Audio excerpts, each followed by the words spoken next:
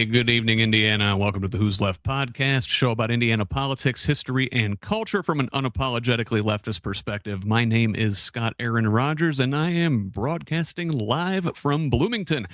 So, as you know, in the new year here, I resolved to spend less time editing the podcasts and more time just getting valuable information out here to you. As such, this is the second one of these we've done. We had Jared Stancomb on last week, a former state house candidate and cybersecurity pro. You can catch that one in the archive. Next week, we're going to see labor organizer and My Labor Radio host Mark Gavart on Wednesday night. This coming Sunday, we've got a virtual town hall with 9th District Congressional candidate Brad Meyer. Lots of big stuff going on here at Who's Left and on the larger Progressive Indiana network. So this evening, my guest is Nate Stout. He is running for State House in District 38. He'll be joining us here shortly to tell us all about his campaign, about his district, and what folks in his area are concerned about. But real quick, before we get to that, our big ask: this is an independent media project. We do not paywall content. We don't sell out to advertisers, and we don't have any billionaire benefactors. Only individuals like you keep this thing going.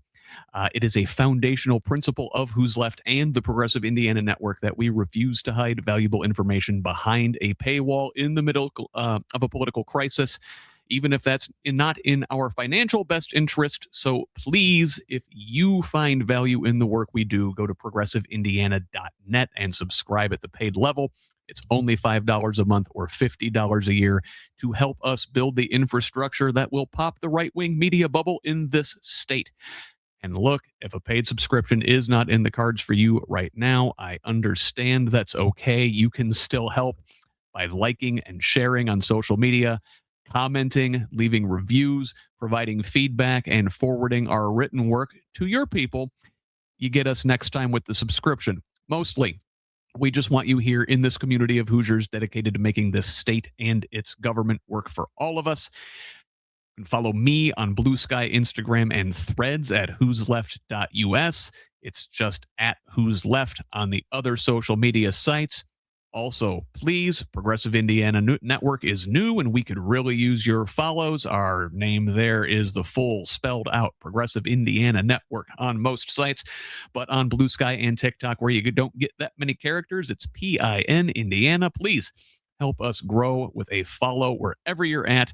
Tell the others. Let's build a radically democratic Indiana together. Now, let us welcome to the show Nate Stout. Nate, welcome. Thank you so much. How are you? I am doing fine. You know, Nate, in honor of Nate Stout joining the show tonight, I'm going to enjoy this Guinness Stout while we talk. Nice. Well, thanks for having me. Yeah, like you said, I'm running for House District 38, which is... it's a lot of counties. It's a total of 6, 2 full counties, and it touches 4 others. It's Tipton, Carroll County, all of those counties, Western Howard, Northeastern Clinton, a little bit of Cass County, and a little bit of Tippecanoe. So in my logo, the A is actually the district, and it is, I mean, it's a sight to be seen. I've seen that. I appreciate some good use of negative space. Whoever designed your logo did a really great job. Well, their name is Nate too, and I don't know if they're watching, but he did an amazing job. And the fact that it rhymed, I mean, it was just kind of a no-brainer. Absolutely, absolutely. So, listen, why don't you tell us a little bit about yourself? I like to start these off with a section I call easy dubs, right? Not easy wins, the easy W's of journalism, the who, what, when, where. I think we sort of covered the who already. Nate Stout, welcome. Tell us... yeah, oh, and we also covered a bit of the where.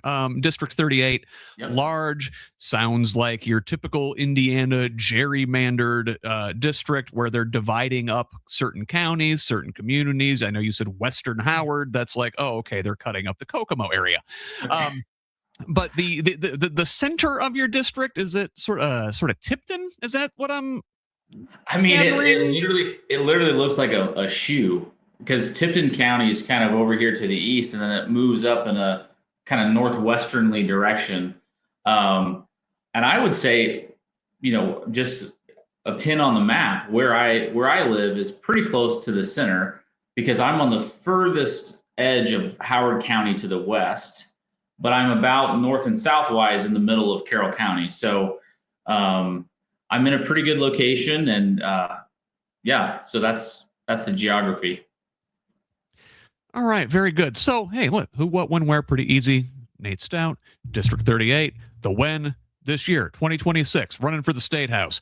And so let's talk about the more interesting W, I think, which is the why. Like, we're in tough times right now, Nate. I mean, we saw during this redistricting battle in the state house in December, the MAGA folks, President Trump and his supporters were putting pressure on Republican lawmakers who weren't going along with his gerrymandering gambit. Like, if they treat their own that way, like, how are they going to treat Democrats? And now, look, we've got masked thugs roaming the streets. It is a dangerous time in a way to be politically active. So why are you putting yourself out there in front of a campaign now? Well, if not now, when? And for me, I'll just give you a little bit of my background. I've spent my life in corporate America. I've worked for some big brands. I've been fortunate to travel the country, and really just see, the economy from a high level. And as I come home to Indiana, I started noticing some things. The teacher turnover at my local high school is a big problem. Just general nuts and bolts of a small business or a small community with small businesses. They're just not thriving the way that they were when I was growing up. And you add in all the social stuff, and I'm like, okay, it's time for someone that has the background that I do. Grew up in a Christian family, and still have faith that, and I'm a spiritual person. I also engage in activities like I'm a deer hunter. I'm a golfer. I'm around a lot of people that have feel like their kind of backs are against the wall right now. And when they feel that way, it's scary. But I believe most people are kind. I believe most people are good. And I think that the extremes with the threats and the swatting and all that stuff, at the end of the day, if that's what it comes to, I'm willing to take that risk because it's too important to give in to fear. You say you're a deer hunter, right? You play golf, look good in flannel, like a very conservative coded kind of, like at first glance, people might, think, hey, it's just another Indiana conservative guy. And, I think that buys you a little bit of leeway to be out there, to be a little more bold in what you're saying. You have a certain amount of privilege that comes with those things, right? Absolutely. And, I've always tried to stay grounded in my rural roots. I have a really good friend who lets me help him, do hay in the summer. And, most of the time I'm relegated to the open cab tractor, but every now and then I get to drive the skid loader, and it grounds me with like hard work because I have been kind of an office guy. But yeah, I want that credibility to do some good besides, keeping my Saturdays busy, Well, yeah, exactly. So when we talked a little bit about this before we went live, it's you hate to sound like to get too white saviory, right? Like, oh, here, I'm a white man, I'm going to come in and save the day. But also, like, you said, I'm tired of women having to do all the work. I'm tired of people of color having to do all the work. It's up to guys that look like us to spend some of our unearned political capital to in a way that provide a human shield for vulnerable people. Yeah. Yeah. Well, and it's like you said, I can make it past the first couple of lines of defense because I have that common ground, and it really is defensiveness. At some point, we're all going to have to start pulling in the same direction. And so, one of the things that I am trying to do is keep my campaign focused on some core issues that aren't hysteria-inducing types of subjects like public education funding, pre-K, prioritization, things like that.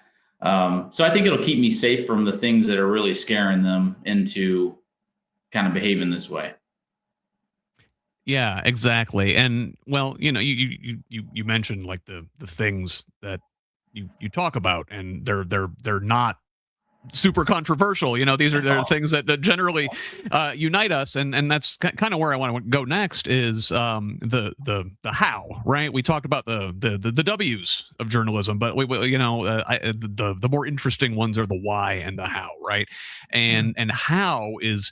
How are we going to talk to our neighbors, our potential constituents? What are we going to talk about? And your website, really good, concise. Strategists tell folks that they need to have like their three things, right? That the rule of three. That's about most folks can remember and understand, and you conveniently have on your policy section three things. So let's spend the rest of our evening here, the rest of our time talking about those things, and I'm sure other stuff will come up as we go along. But there's a theme to your three things, and the word rural occurs in all of them, and I assume that that's your district. So It is. Yeah. folks have rural concerns in your district. Yes, and I'll say, I did that website all by myself. Thank you very much. So thank you for the compliment. I feel very proud of that. Hey, nice job. Yeah, thanks. But no, yeah, public education funding is the first and foremost priority of what I want to talk about, because it affects us all, and it is a foundational issue that I think we just need to reframe what we're talking about. And I'm sure you've heard it. I've heard a lot of it in the last 10 years, where people are really calling out, oh, well, they only work, teachers only work 9 months out of the year.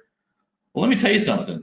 Their job is literally the most important when it comes to the development of future generations. And I also have heard people say, well, why are they performing so poorly? And it's like, well, because they continually to get their funding cut. And I'll give you the example of where I grew up in Tipton. Tipton High School or Tipton School District. We used to have 4 elementary schools. We did some consolidation, so there's just one, school corporation, but you had teachers that would teach for 25, 30 years, all in Tipton. And that level of community it built. Oh, I had your brother in class. I mean, yep. That type of rural upbringing is only possible when you have those types of numbers. And to me, it gave me so many advantages, because it built my self-confidence, and I think when people realize that, yeah, even if your kids aren't in school, everything around you is based off of the success of that generation coming up behind you, right? So reframing it into an investment, and pointing out that investment has continually gotten removed. In business, if you got a product line that's struggling, you don't cut the marketing budget, you crank it up. You invest in product development. So when you frame it that way, I think it takes a lot of the emotion out of it. And I think if there's any emotion to have, it's the respect for teachers that choose that life. In my campaign kickoff, I mentioned it. My senior year in high school was when Columbine happened, and we conveniently just kind of don't even talk about that anymore. It's unbelievable to me. So there's a new fresh horror, it seems like, every week on that front. But in terms of the the investment angle, I hadn't heard it framed that way before, and that's an interesting angle, especially when you're talking with conservative leaning folks who they like to talk about education as a business, right, and the government having a monopoly on it, and not viewing it as a public service that we all do. And you mentioned the disinvestment. The Indiana State House, our Republican supermajority here over the last 20 years, they've spent attacking public education for various reasons. Obviously, there's the privatization reason. The charter school lobby really wants to get their hands on some of that public money, and then you've got the private, some of the radical Christian folks that would like to take public money to indoctrinate a generation there. But even if you look at it that way, and folks wanting to have a school choice, right? There's no choice in areas like yours. Oh, no, it's a straight draw. And like I said, Tipton, I followed them, and I need to get updated numbers, but SB1, last session's SB1, over the next 3 years, they were on track to lose like $750,000. What are they going to do? Well, I know what they're going to do is they're going to impose local income taxes on everybody. But again, I don't want to go down a rabbit hole on that. But yeah, so public education funding is my priority, and framing it in a way that the grass is greenest where it's watered is really important. So and again, someone told me the other day that I'm MAGA passing. Like, just if you just saw me on the street. Exactly. But more importantly, I'm a problem solver. That's what I've been doing. Like, and in government, you get to make up all the rules. So let's start framing things in a data-driven, calm. The last thing I'll say on this is that all of this is an open book test. If we are, moving to the next thing is healthcare, if we rank third worst in the country in maternal mortality rate, guess what? Maybe we should look at the states that don't have that number and see what they're doing differently. Like, anyway, that's my 100%. Yeah, no, if you look at the states that perform well on education metrics, they have some common themes. And, first of all, they take care of their public schools first. They let teachers, they treat teachers as the professionals they are. They're better paid. You look at the places that are having poor education outcomes. God, we were just talking. I was talking with Katie Rector from Mad Voters last night. We're doing a review of the bills going through the State House, and we were talking about another education privatization bill, right? Something that pro charter, they're trying to get, make it easier to sell decommissioned public schools to private interests for pennies on the dollar, right? Mm-hmm. Well, Arizona beat Indiana to what they like to call universal school choice, which basically just means vouchers for everybody, subsidized private education for those who can afford it. And it's biting them in the ass, Nate. Like, they're having to go back and fix the mess that they made, which they made for ideological reasons, right? Of course, yeah. They're trying to create a completely separate infrastructure for education where they can control who gets in and what they teach. It's as simple as that. So I'm glad that we have not moved any further in the wrong direction, but it's resonating when I'm talking to people that are, Democrats and Republicans alike. It's a uniting subject to talk about investing in the kids and framing it as truly an investment versus an expense turns some people's heads. And again, that I'm a business guy, like it's math. Most of these problems are math. And anyway. And if you look at it, like you said, from a completely cynical, black and white numbers economic situation, we know that investment into early childhood education, investment into public schools pays off down the long run multiple times over. And even short term, like schools, hospitals, we'll talk about healthcare, like you said here in a little bit, institutions like that in communities like Tipton, like Kokomo, like Lafayette, they are economic engines in those small communities. You look at wherever consolidation happens and they close those little schools. Those areas around those schools, they dried up. People don't want to live there. People don't want to have to put their kids on the bus for an hour. And that money that you spend on teachers, Natasha Baker is in the chat. Teacher. Oh, She can tell you all about it. She's the best. Teachers, janitors, administrators, looking at hospitals, nurses, doctors. If those folks live in the community, and paying those folks, paying your neighbors, taking care of them, that money just gets spent right back into the community. These aren't some billionaires that are hoovering up your money and putting in a Cayman's Island bank account. People like Natasha are going to the grocery store and they're spending that money in the community and propping up, that grocery store then has to hire people. So if people in our communities have money to spend, that's better for our communities holistically, right? Yeah. Yep. Absolutely. So let us turn to healthcare, like you said, and public education was your number one thing, but also rural access to healthcare is your number two thing.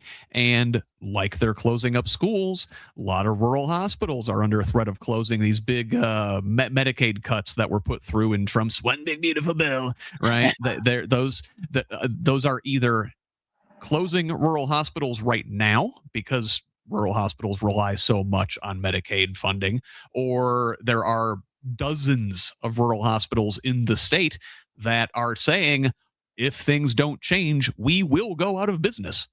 Yeah.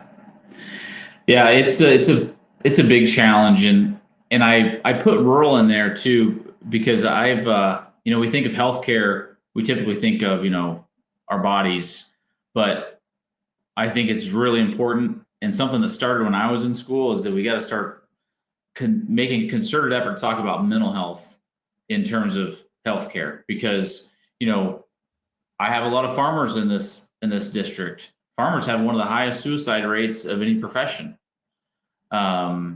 They, they're kind of out on an island in some regard. So I wanted to mention that, but in general, I talked about maternal mortality rates in Indiana and how we need to fix that.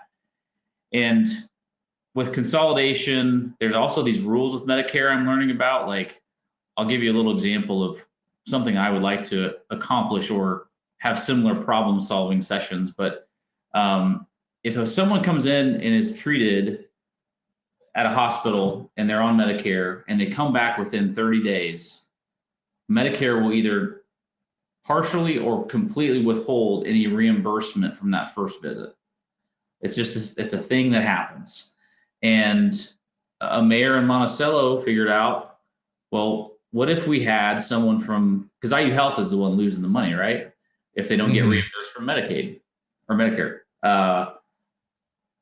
She had a volunteer fireman get paid from IU Health, that when they had one of those patients come in, that they got on a rotation. He made sure they had meds. He made sure that they didn't need a ride somewhere. IU Health paid for it. Taxpayers didn't have to spend a dime. And it was a win-win for the community. And, my parents live, 45, close to an hour away. What a peace of mind for the kids of seniors and things like that. Oh my God, yeah. That was in Monticello. She lost re-election and the program just kind of died. But real solutions exist to bridge some of these gaps, because naturally, when the population base starts to shrink, so do all those other services near them. But we just got to be creative. We got to bring back, there were some telehealth care cuts as part of the BBB, I believe, as well. So we just need to make that a priority. We all have to deal with health. We all are, my parents are aging. My dad, he wasn't able to make it to my launch party because he's just having trouble getting around. And we're country people. My driveway is about 1/10 of a mile long. Like, that's just, I think we should be able to. Man. I know. Both. It's a lot of. I had to shovel my driveway yesterday. We got about a foot down here, Nate, and just hearing a tenth of a mile driveway, my back hurts for you. Yeah, it's a long ways. But yeah, that's in general. I want to bring awareness to the issues that are already happening in terms of care access, and then highlight people across the state. Again, it's an open book test. AARP was a big proponent of this program by using that volunteer fireman.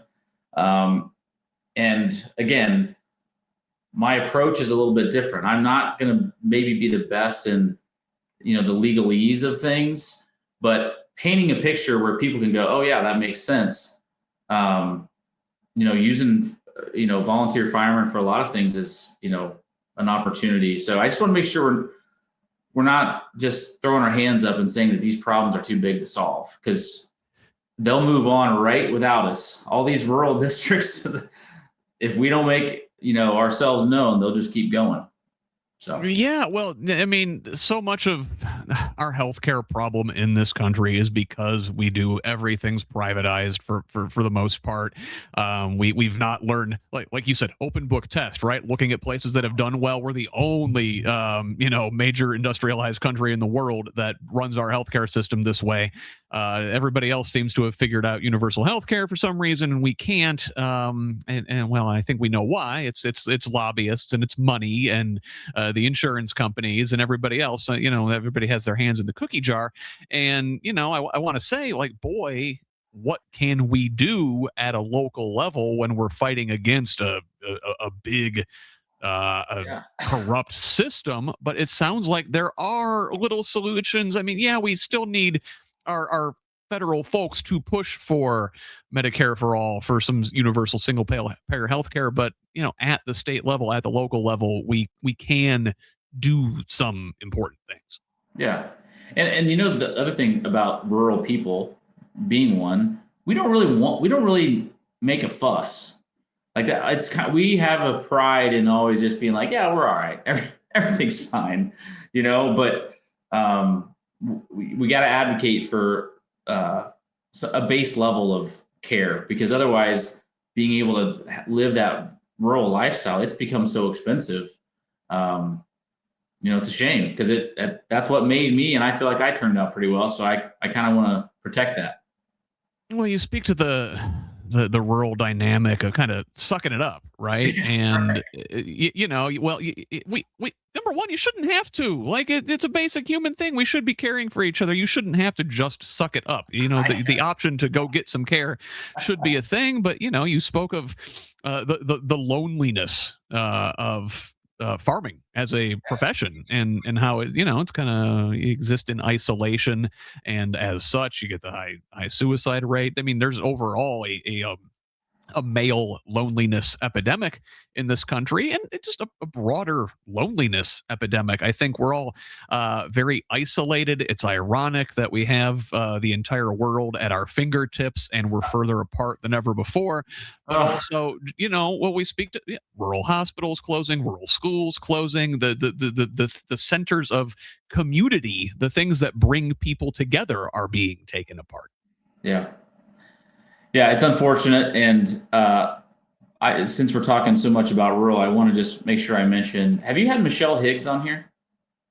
I talk to Michelle Higgs all the time. I've had her on a solo show. God, it's been entirely too long, but her work with the Rural Summit is fantastic. Yeah. Michelle actually is going to be a guest on Who's Left this week. Not this week, but next week on the 8th. So look forward to that on that Sunday morning. But I actually just spoke to Michelle this afternoon.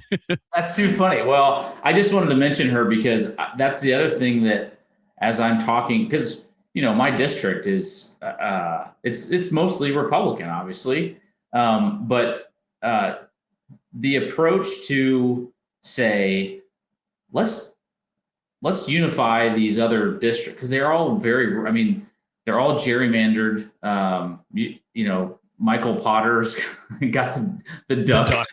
The Yes. duck territory, but we're all facing similar challenges. Just like this idea, that came out of Monticello. I literally found out about this like a weekend ago, and I've just been like, wow, what a great idea, and it worked. But she's building that kind of momentum. She gave us a really nice presence at the State House back in the beginning of January, and I tell people about that because when people hear you're running as a Democrat, I dealt with it on Saturday. People hear that you're a Democrat, they immediately launch into why, and trans this, and they're forcing us all to be gay. And I'm like, do you guys hear what you're talking? Do you guys hear yourselves right now? And I do this litmus test. If they believe that there were litter boxes in the school somewhere, anywhere, I ask them to prove it to me, and the amount of flustering that comes is unbelievable. That's a good barrier to tell you whether or not you can gain some traction. But it's important to show them that we're just trying to solve these basic problems. We're coming together. We're not pushing people away because of their religion or their background or where they came from. So that's been really fun to be a part of that, and I appreciate Michelle for leading the charge there. The Democratic Party used to, for the majority of its existence, be the party of rural economic populism. Mm-hmm. And we got away from that for a variety of reasons. If you go back to the 60s and Nixon and the Southern strategy, and they peeled off a lot of social conservatives by appealing to culture war stuff, like you're getting at with the litter boxes, right? This metaphor has come up with my guests over the last couple weeks repeatedly. It's like they're jingling the keys. The billionaires, the oligarchs, they jingle the culture war keys in front of you while they pick your pocket. Yeah, that's right. That's exactly right. Well, one thing's for sure, admittedly, other than being I've been a Democratic judge at the polling location. By the way, my local Democratic organizer that got me to volunteer, she's mad because now I'm not going to be able to cover my post at the election this year. But I often talk about fiscal conservatism, or being a fiscal conservative. I label myself a fiscal conservative because I don't believe we should waste public money on anything. And yet, whether it's knowing that, like during redistricting, they are totally fine sending that thing to the Supreme Court and paying a boatload of lawyers because there's budget to pay those lawyers. We just got to start talking about how we're solution driven. We are also we don't want to waste money. We got to take some of those talking points back, because I can point to several examples where I'll give you one here in Howard County. So we are going to have to put in another prison or jail, whatever, because 30 years ago we lost an ACLU case to. Oh man, we have the same problem down here in Monroe County. Well, and what's hilarious to me, hilarious to me is that then they give the ballpark numbers, and they're ranging 100 to 120 million.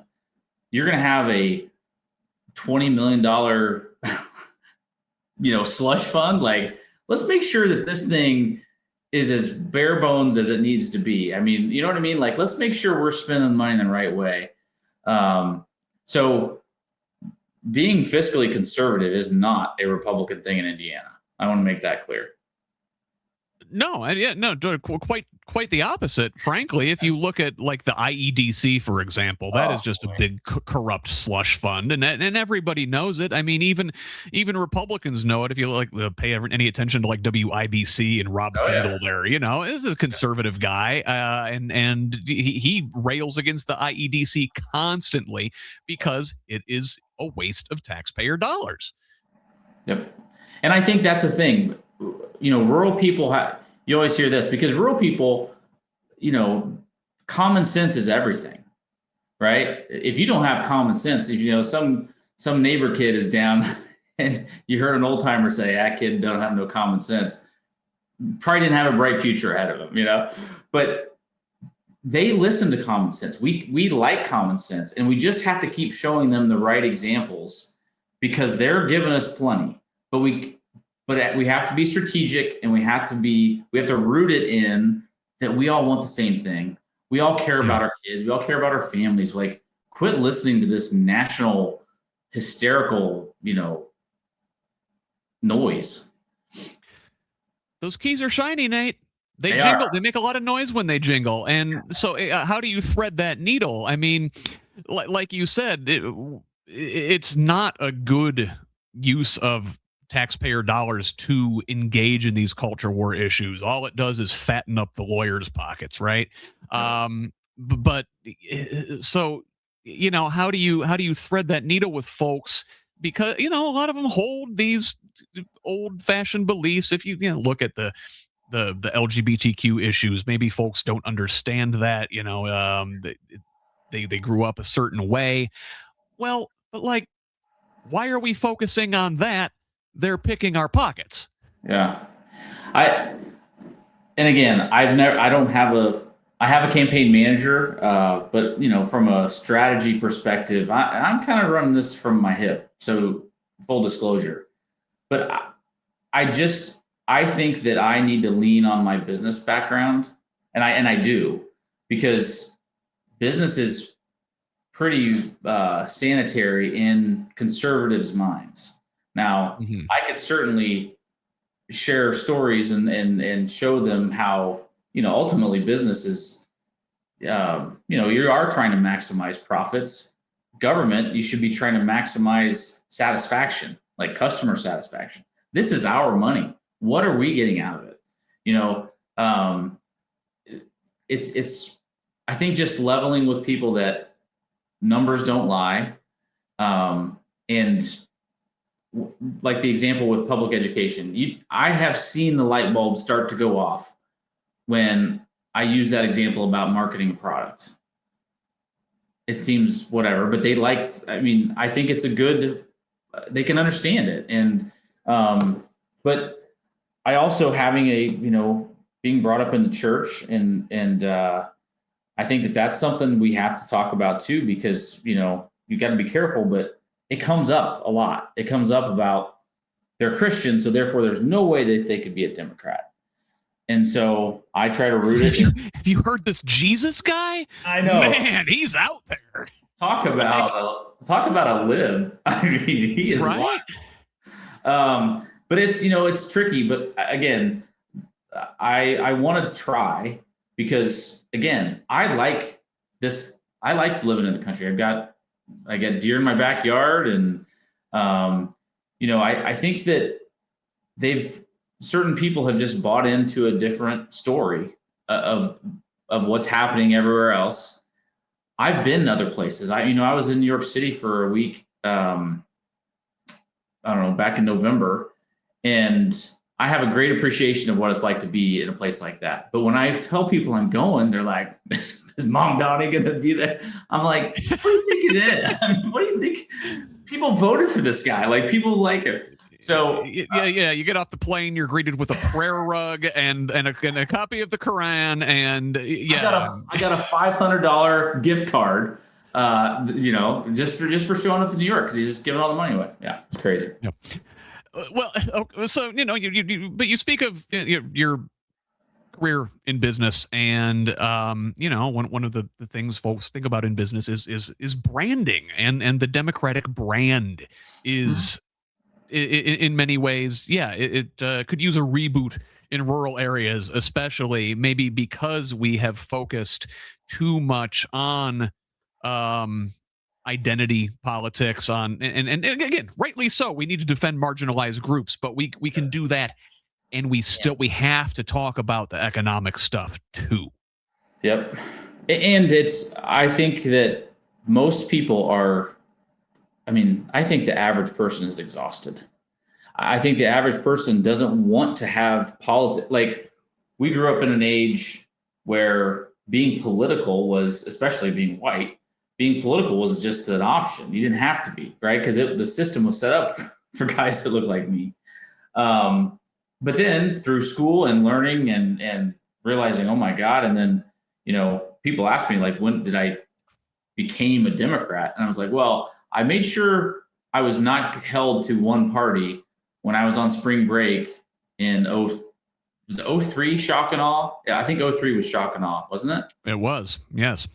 I'm in Daytona Beach with a bunch of dudes with a bunch of boxes of beer stacked in the corner, and I'm sitting on the bed and I'm watching us blow up Iraq, and I'm like, what? I don't understand. And you know what's funny is in hindsight, even some of those folks on the right have looked back historically when they were trying to discredit Bush and a lot of those things. Well, that's that whole machine, right? It's we could go on forever on that, but I mean, like, what if you look at 2016, the reason Trump and his brand sort of took over the Republican Party was in rebellion against to stuff like Bush and, you know, the foreign wars. I mean, the irony that they're you know, starting foreign wars and threatening foreign wars left and right now. But, you know, again, we always knew we at least always knew he was a liar and a grifter. But you know, that this kind of speaks to talking to folks and their concerns, because for as much as President Trump is full of crap, he gave voice to people's anger that have been left behind by an economy that is rigged by millionaires and billionaires, right? Yeah. Well, and you know, I would say that the narrative of education has been under attack ever since I remember specifically talking to an uncle of mine, and I don't know whether it was a joke or whether he was serious. I'm probably thinking he was serious now, but even back then they were like, oh, you're going to go to college and get that liberal indoctrination, you know? And I'm like, what? You mean I'm going to go learn about stuff? Like, I don't, there's always been this insecurity, and I love rural people, you know, because I am one, and I don't know. I want to make sure that we're giving them as many chances to understand our side. And you said the Democratic Party. I don't want to get myself into hot water on that either, but I'm gonna say something. Do it. I know. We live for this. I know. Everyone get ready to clip. No. I think that we all just need to go back to the foundation of what I felt like it was to be a Democrat, which is everybody's in. Everybody's in. You may not get what you want, but everybody's in. We're under the same tent. I flubbed that line in my kickoff thing on Saturday, but that's what, as simple as we need to make it. We care about you from beginning to end, soup to nuts. We care about you when your family's left you behind. You know, people don't like to talk about it, but family can be pretty nasty, especially towards the end of someone's life. I'm sure we all have a somebody we know, or maybe it happened to us, where there's like, it's ugly. And, you know, we just need to be kinder. We need to, our messaging, we still have to be the welcoming and the understanding and the willing to have the talk, because they, you know, certain people felt, like you said, they felt left behind, and ultimately that they weren't respected. And one thing I want people to know that live in District 38 is that I respect everyone before, you know, by default. That's how I was raised. You know, as a progressive thinker, and obviously as a Democrat, I still do a lot of old fashioned things, you know, and I think that's okay. Right. And I try to, I don't know, brand myself that way, because that's what we have to do. We all have to work together, as cheesy as that is. No, you're right. Well, and that's the thing, you know, I think about being liberal, you know, small L, is that it's okay for people to have their conservative beliefs and live that way in their own lives and raise their family to be a certain way. We just don't want those values imposed on everybody. We don't want the state imposing those values on us, which, you know, I thought was kind of a conservative thing. We don't want the state telling us how to live. But or the federal government coming to a state. That's wild to me too. But, you know.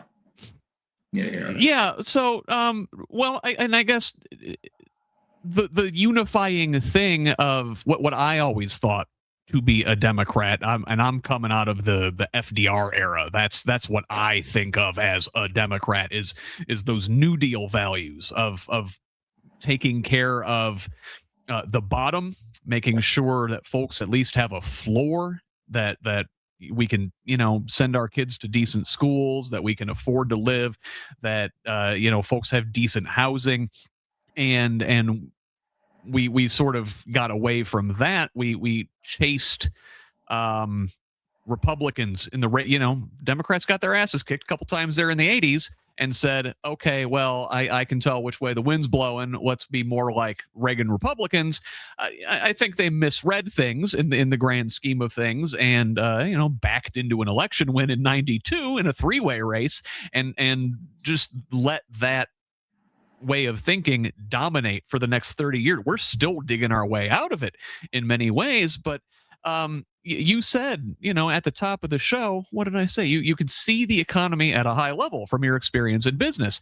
And as such, I think you can see that, we need to take care of the bottom. We need to spread some of the economic wealth around so everybody can live well. And, listen, I think in rural spaces, especially, there is a lot of resentment of elites, resentment of economic elites. Why? We should be speaking to that just the same, should we not? Yeah, absolutely. I mean, there's just so much to unpack there. But we're talking about economic development, right? And that's why my third thing is smart economic development, and with a focus on small business, because what it seems like to me, and I get the resentment for the deals that have been done. Tipton, a perfect example. There's a plant right on the edge of 28 and 31. It was a Chrysler plant. It was originally Getrag way back in the day. But it's there for a very, very long time. They have it. They ran. I mean, there's a sewer line from 31, if people know Tipton, from 31 clear into town. I think it's like 7-ish miles. They've invested so much in this building. It's producing zero value right now. I call them whale hunters. In sales, if you're selling solutions, sometimes you can just focus on the big dogs. I call them whale hunters. That's what these Indiana legislators have been in my entire life. They want to hit the home run. They want to cover. They want it to be this huge project. Obviously, if they can get a brand name in there, I'm sure that's even better. But we need economic development driven by business people. We should be talking and having regular conversations with entrepreneurs in these rural districts to figure out, because guess what? Those small businesses are also the building block of how you grow these communities in a responsible way. People don't want to have to drive, they don't want just this Dollar General and maybe a one bar restaurant experience, which is that's what's left in a lot of these places. So anyway, focusing on the small business side of economic development to me is where we can be more strategic with the money that we're spending, and the return can be greater. We tie up all this money with these big projects. We give them a 20-year tax abatement. So even if it was full of jobs right out of the gate, we wouldn't even really see the full benefits until 20 plus years. Well, probably most of us will be hopefully retired and, whatever. But does that make sense? Yeah, no, absolutely. Well, yeah, you're talking about like these things, like these massive data center projects, these Googles and the Amazons. They come in here and they build these things that are going to be obsolete probably by the time they're even finished being built, because the technology increases so fast. But also the jobs they create are temporary in a way. Like building the thing is a massive infrastructure project, sure, but once it's built, they don't really employ anybody. And they're not producing any value for the community because they're not paying taxes because of the abatements. There's a bill at the State House. We just talked about this last night. The Republican state legislature are trying to ban a ban on the tax abatements. Oh God. Or if you look at Northwest Indiana, they're trying to lure the Chicago Bears by big tax breaks. Again, listen, I grew up in Northwest Indiana. I'm a Bears fan. It's a bad deal. They do not need tax breaks. These are billionaire families. They can afford to pay for their own stadium. They don't need us to do it for them.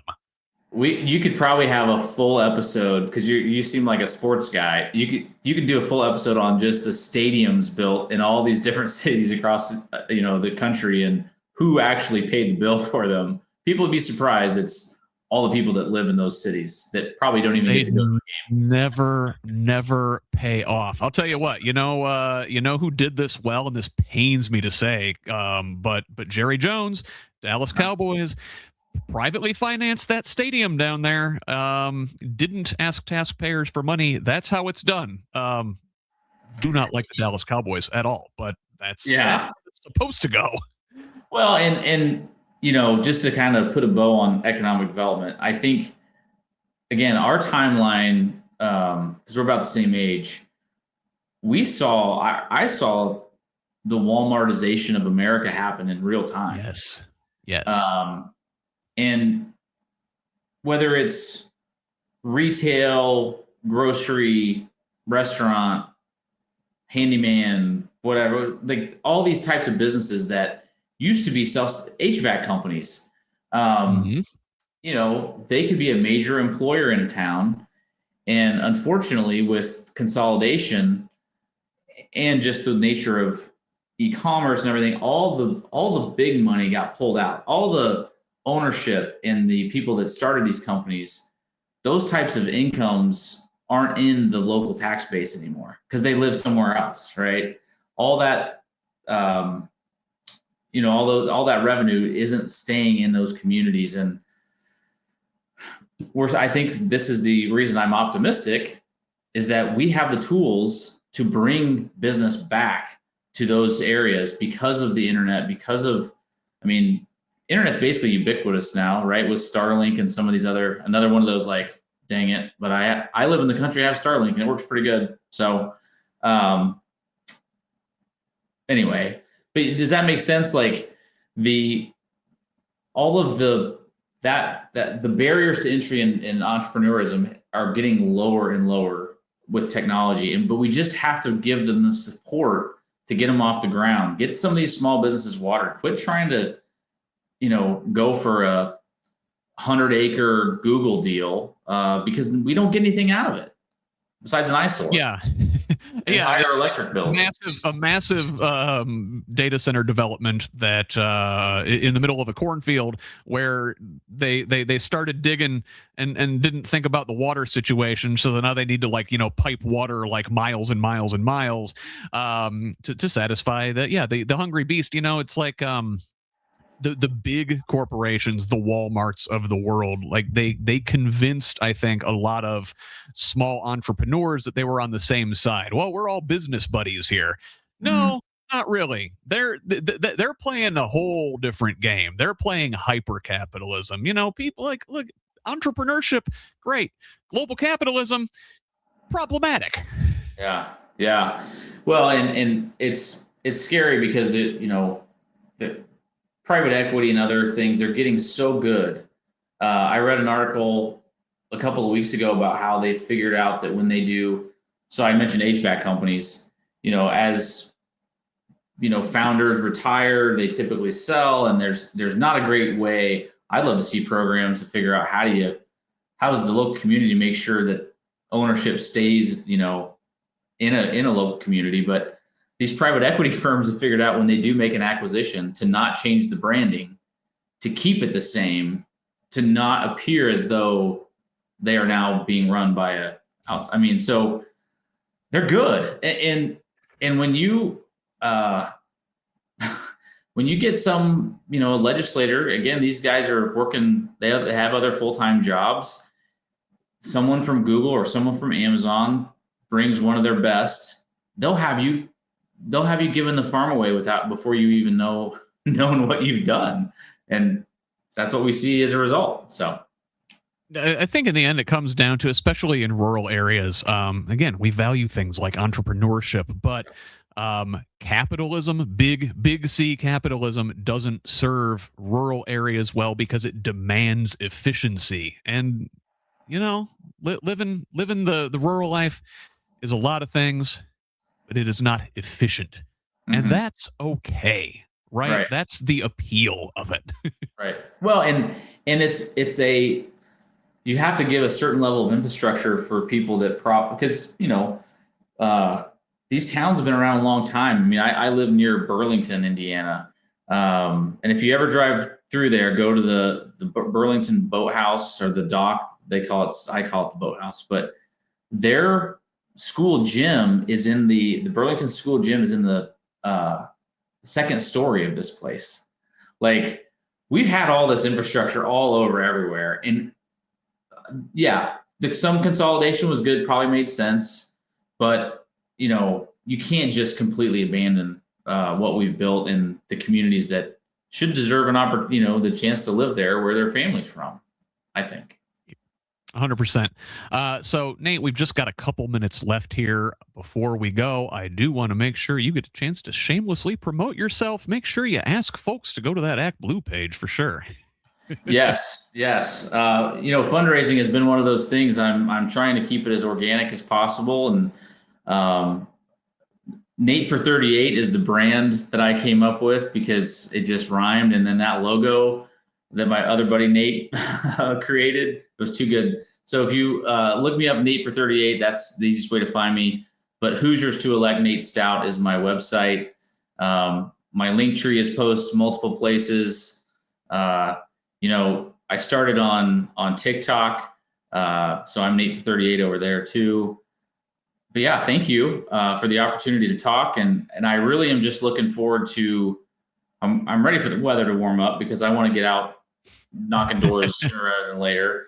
And I just want to remind everybody that, especially running in these rural districts, we got to be creative and compassionate, and if we can all frame it up and just as simple as this, that we've both read different stories, and we have a lot of data and a lot of facts that are on our side, and we just need to calmly keep having conversations. We cannot cut them off. We can't.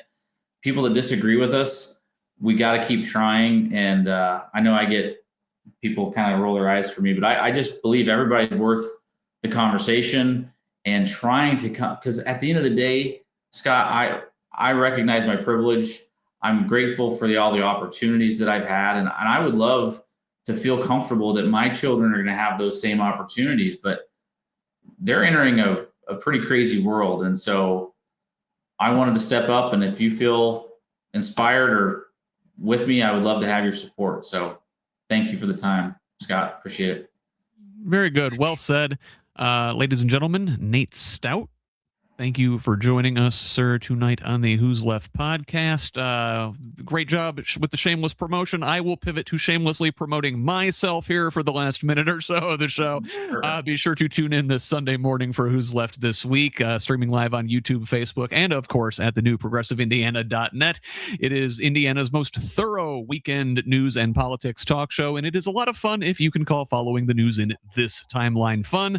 My panel and I look at Indiana news and U.S. and international happenings through a Hoosier lens. I hope to see you there in the comments, but if you can't make it live, it will be available for download later Sunday afternoon. One last reminder to please consider supporting this project with a paid subscription if you are able. This independent media project relies solely on the generosity of kind patrons like you to make this information available for free to everybody. Again, progressiveindiana.net. We could also really use a follow on social media at Progressive Indiana Network on most sites. It is PIN Indiana on Blue Sky and TikTok. Finally, you can find me at Who's Left on most of your social media sites. Send me a DM on any of them with feedback, tips, ideas, concerns. You can email me at scott@whosleft.us. Finally, please forward the show to a friend and have them pass it on too. Let's keep building this project and a truly democratic state, one conversation at a time. Until the next one, this has been the Who's Left podcast. I'm Scott Aaron Rogers. Love each other, Indiana.